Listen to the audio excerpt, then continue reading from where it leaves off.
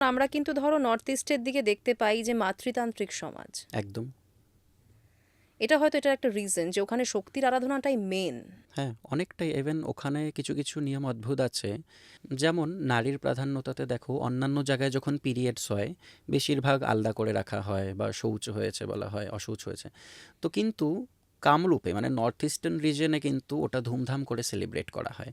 যেমন যখন প্রথম পিরিয়ডস হচ্ছে, ওটার থেকে ফ্রি হওয়ার সঙ্গে সঙ্গে একটা ফেস্টিভ্যাল হয়, সবাইকে ডাকা হবে এবং আশীর্বাদ করা হবে। ওটাও এক ধরনের বিয়া, ওটা বিবাহ, ওটাকে বলা হয়েছে যে তুলনী বিয়া, অ্যাসামিসে বলা হয়। তো এইভাবেই কামরূপে নারীর প্রাধান্য খুব বেশি। মানে মায়ের ক্ষেত্রে তো আমরা অম্বুবাচীরটাও দেখে থাকি, অম্বুবাচীর জন্য মানে দেশ বিদেশ থেকে হাজার হাজার মানুষ ভিড় করেন একদম। মন্দিরে। তো আমরা শক্তির যখন আরাধনা করছি হুম। তখন আমাদের এই দিকটারও আরাধনা থাকবেই, সেখানে একদম। কোনোভাবেই বাদ যাবে না। একদম। অম্বুবাচীতে মায়ের বিশেষ কোনো পুজো হয় কি? অম্বুবাচীতে মার মূল মন্দিরের সঙ্গে যারা কানেক্টেড, ঠিক আছে, তাদের কোনো ধরনের পুজো হবে না। নিত্য সন্ধ্যা হবে, তর্পণ করা যেতে পারে, কিন্তু এই যে আজকাল বলে যে অম্বুবাচীতে অমুক গ্রহের শান্তি, অমুক পূজা, না, সেই সময় কিন্তু সেখানে কোনো ধরনের পুজো অনুষ্ঠান হয় না মন্দির ক্যাম্পাসে। কেউ কোনো একটা ছোট জায়গা বুক করে পুজো করছে, হোম করছে, ওটা একটা আলাদা জিনিস, ওটা হচ্ছে আপনার প্রফেশনাল অ্যাডভার্টাইজমেন্ট। সেই সময়ে তুমি জপ তপ করতে পারো, ত্রিপুরা সহস্রনাম করতে পারো, নিজের ইষ্টের পূজা করতে পারো। ভগবতীর দ্বার খোলার পরে ভগবতীর বিশেষ পুজো হয়। তার মানে মা তখন রেস্টেই থাকেন। একদম। কেননা মানুষ এখন খুব ভুল বোঝান, মানুষ বলেন যে ওই সময়ই মহাপুজোটা ওখানে না, হচ্ছে। না, কোনো মতেই না। অম্বুবাচীর পরেই আমরা দেখতে পাই তোমার রক্তবস্ত্র পাওয়ার জন্য একটা মারামারি শুরু হয়ে যায়, মানে সেটা বহু দামে বিক্রি অবধি হয়। একদম। এই বিষয়টা কেন, মানে এটার কি মাহাত্ম্য? প্রথম কথা, বহু দামে বিক্রি হয় যেটা আপনি বললেন, সেটা কিন্তু অ্যাকচুয়ালি রিয়েলিটি না। কারণ আপনি যদি কোনো পুরোহিতকে বলেন, সে ফ্রি অফ কস্ট দেবে আপনাকে। বাইরে ইনডিরেক্টলি হয়তো কোনো থার্ড পার্সন সেল করছে, নেটিভরা সেটা করছে না, তোমাকে যথেষ্ট দিয়ে দেবে 10 জনের জন্য, 11 জনের জন্য, আর ওটার একটা সুতাও যথেষ্ট। তো ব্যাপারটা হচ্ছে কি, যে কামাখ্যাতে সেই পর্বতে এক ধরনের মিনারেল আছে, সেই মিনারেলটা হচ্ছে হেমাটাইট। এবার আপনি যদি সায়েন্টিফিক্যালি যান তাহলে আপনি বুঝবেন যে অ্যানিমিয়া যদি হয় বা আয়রন ডেফিসিয়েন্সি যদি হয়, যেই ট্যাবলেটটা আমরা দেব সেটার একটা কম্পোনেন্ট হেমাটাইট। তো ব্লাডের সঙ্গে কানেকশন, হেমাটাইটের কালার হচ্ছে রেডিশ বা অরেঞ্জিশ, সেটা ওখানে যথেষ্ট মিনারেল রয়েছে। এবার অম্বুবাচী মানে কি? অম্বু মানে জল, আর বাচি মানেই বৃদ্ধি, তো জলের বৃদ্ধি। তো যখন অনন্তর বৃষ্টি হচ্ছে, মিনারেলটার ইমিডিয়েট ফ্লো হচ্ছে, ওই মিনারেলটাকেই বলা হচ্ছে রক্তস্রাব। যেহেতু রক্তের সঙ্গে ডিরেক্ট তুমি কানেক্টেড, সায়েন্টিফিক্যালি এটা বললে। সায়েন্টিফিক্যালি বলছি, কিন্তু স্পিরিচুয়ালিটি যদি দেখো, ঠিক ওই সময়টাতেই হচ্ছে। তো সেই সময় একটা বস্ত্র দেওয়া হয় মার উপরে, তো বিশ্বাস করা হয় সেই বস্ত্রটাতেই ভগবতীর রক্ত আদি আছে, সেই বস্ত্রই প্রসাদ রূপে বিতরণ করা হয়।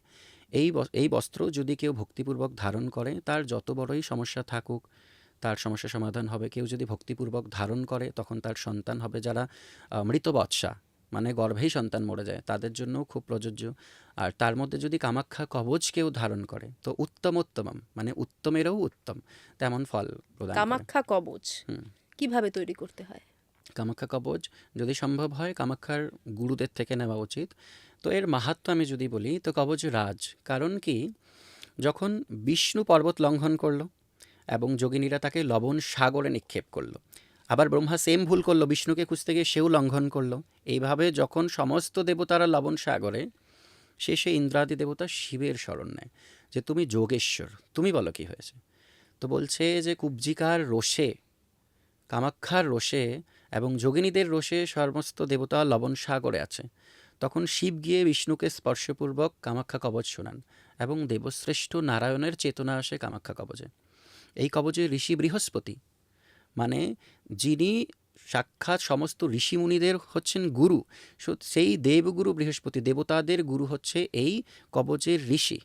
তো সেই কবচ যদি কেউ ধারণ করে তখন নিশ্চিত নিশ্চিত কাজ হবে। আর এই কবচের সঙ্গে যদি আপনার রক্তবস্ত্র থাকে, তখন তো আর সত্যম সত্যম না সংশয়, কোনো সন্দেহ থাকছে না। আচ্ছা, কিন্তু এই যে কাম সিঁদুর, হুম। এই একটা কনসেপ্ট হুম। রয়েছে, এটা কি? প্রথম কথা, কাম সিন্দুর বলে বা কামাখ্যা সিন্দুর বলে যেটা দিচ্ছে, সেটা কিন্তু তেমন কোনো জিনিস, তুমি যদি কোনো নেটিভ পার্সন কামাখ্যাতে কোনো পাণ্ডাকে জিজ্ঞাসা করো, তারা রক্তবস্ত্র বলবে, বাট কামিয়া সিন্দুর বলে কিছুই নেই। ঠিক আছে? বা অনেকে বলছে যে কোনো ব্রাহ্মণের প্রথম সন্তান যদি ষোড়শ বৎসরে রজস্বলা হয়, তার রক্ত দিয়ে কামসিন্দুর হচ্ছে, ওটা তো অন্য কনসেপ্ট। ওটার কামাক্ষার সঙ্গে কিছু রিলেশন নেই। বা অনেকে বলছে যে কামাক্ষার ওই পাথরের মতো টুকরাগুলো, ওটা তো হেমাটাইট, যেটা আমি বললাম। তো হেমাটাইটের টুকরাটাকে তুমি কামসিন্দুর বললেও, যদি আমরা ইউজে দেখি যে কি ইউজ হয়, তো ভগবতীর রক্তবস্ত্রই কিন্তু প্রযোজ্য। আর যদি বলি সিঁদুর, ভগবতীর শিলায় অর্পণ করা সিঁদুরই কামসিন্দুর। মানে সেটা আমরাও মায়ের স্পর্শ একদম, করেই নিয়ে আসতে একদম। পারি। মার স্পর্শ পূজাই মহাপূজা।